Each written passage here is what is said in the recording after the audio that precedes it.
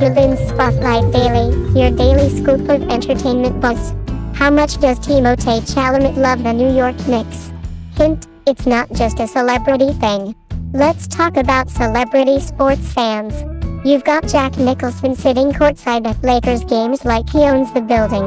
You've got Drake acting like he's the assistant coach of the Toronto Raptors. And then, you've got Timothée Chalamet. Sweet, indie darling turned blockbuster star Timmy. He doesn't just like the New York Knicks. He lives for them. If the Knicks had a fan loyalty test, he'd ace it, possibly while wearing a vintage Allen Houston jersey and quoting 90s stats like a basketball historian. So how deep does the love go? Let's break it down. Born and bred, Timmy's New York roots.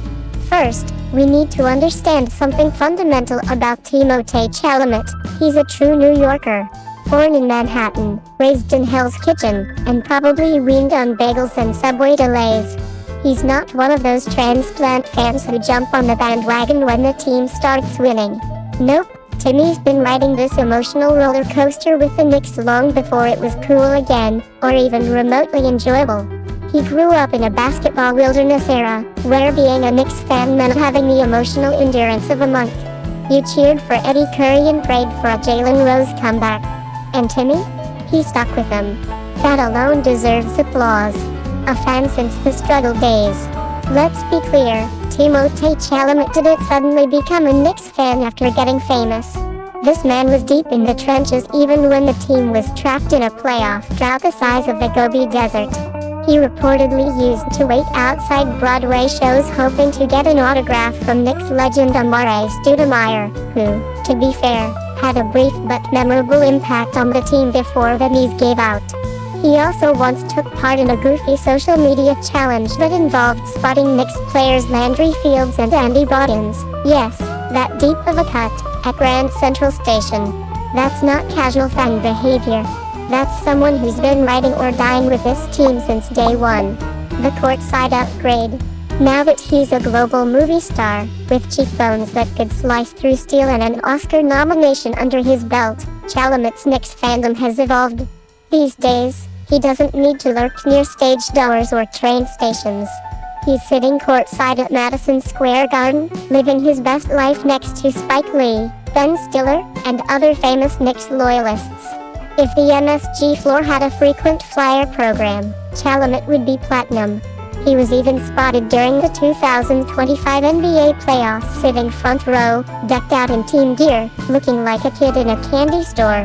But the real cherry on top? After the Knicks beat the Celtics in the Eastern Conference semifinals, Chalamet didn't just clap politely and go home. No, he hit the streets with the fans outside the Garden, jumping, shouting, celebrating like he'd just been drafted by the team himself. Forget method acting, this man's joy was real. Knicks players know him. You know you've reached elite fan status when the players on the team start recognizing you. And Timmy's gotten there. Reports suggest he's developed friendships with some of the Knicks, and honestly, who wouldn't want a hype man like him in their corner? Can you imagine scoring a clutch three and looking into the crowd only to see Timothée Chalamet doing a victory dance in Gucci sneakers? Iconic. There was even a moment when he celebrated on the court after a Knicks win. Like, with the team. That's not just fame, it's fan family. At this point, someone gave the man a commemorative jersey already. If the Knicks win a championship, let's dream for a second. The year is 2025. The Knicks, after decades of heartbreak, finally win their first NBA championship since 1973. How does Timmy react? Easy. He cries. No, sobs. Happy tears, ugly tears. Probably a full-on Oscar-worthy breakdown in the middle of Times Square while waving a foam finger. He writes a poem about it. He tattoos Knicks 2025 champs on his ribs in a handwritten font. He convinces Denis Villeneuve to make a Dune sequel where the Knicks are the new rulers of Arrakis. That's the level of commitment we are dealing with. But wait, isn't he busy with movies? Yes, he's one of the most in-demand actors of his generation. Chalamet's filmography has been straight fire. From Call Me By Your Name, aka the movie that launched a million Tumblr posts, to Lady Bird, Little Women, and The King, he's got indie cred for days. Then he flipped the script and starred in mega blockbusters like Dune and Wonka, where he proved he could sing, dance, and still pull off awkward charm in a purple velvet suit. And just when you thought his schedule couldn't be more packed, he took on the role of Bob Dylan in the upcoming A Complete Unknown. He learned guitar, sang Dylan's actual songs, and probably time-traveled to the 60s to prepare. He's that serious. Yet somehow, amidst all the press tours, filming, and being genetically blessed, he still finds time for the Knicks. That's real love. Why his fandom matters. In an age where celebrities often pick teams based on fashion or Instagram aesthetics, Chalamet's loyalty stands out. He's not doing this for attention, he's doing it because this team is part of who he is. Knicks fans, by nature, are resilient, dramatic, hopeful, occasionally delusional, but always loyal. Timmy fits right in. Plus, he's brought some seriously good PR to the Knicks. Every time he shows up courtside, the cameras cut to him, the internet explodes, and suddenly people are Googling how to become a Knicks fan. He's a walking, smiling, cheekbone-blessed ambassador for the team. Chalamet bleeds orange and blue. So, how much does Timothée Chalamet love the Knicks? The short answer, with his entire heart, soul, and probably a little bit of his Oscar dreams. He's not just a fan, he's a Knicks lifer. The kind of person who'd ride the subway in a Mitchell Robinson jersey, memorize players' stats, and stay up refreshing trade rumors like it's life or death. And honestly, that kind of passion makes him even more lovable. Let's just hope the Knicks give him something big to cheer for soon.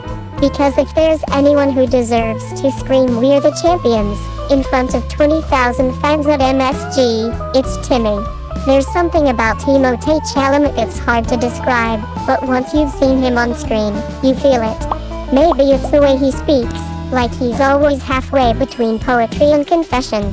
Maybe it's the look in his eyes, gentle, but with a storm behind them. Whatever it is, he doesn't just act. He becomes the story. Let me tell you a bit about him. Timothée first stole the world's attention in Call Me By Your Name. He wasn't just acting, he was Zelio. Every glance, every breath, every silence felt real. You could almost hear his heart breaking through the screen. And that was just the beginning. He didn't stop there. He played a young man battling addiction in Beautiful Boy, a reluctant king in The King, and then a prophecy-bound warrior in Dune.